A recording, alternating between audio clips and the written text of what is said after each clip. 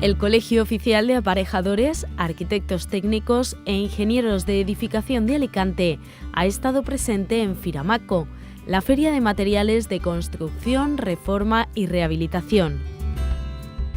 En ella ha presentado el Centro de Mediación de la Edificación Aparejadores de Alicante, en funcionamiento desde hace un año, cuyo objetivo es la gestión de conflictos, evitando o reduciendo el alcance de procesos judiciales de carácter contencioso.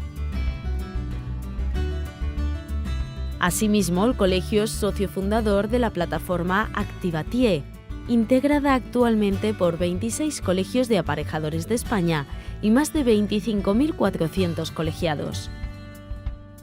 Una red profesional donde compartir y optimizar recursos, garantizando a los colegiados servicios mucho más variados y especializados.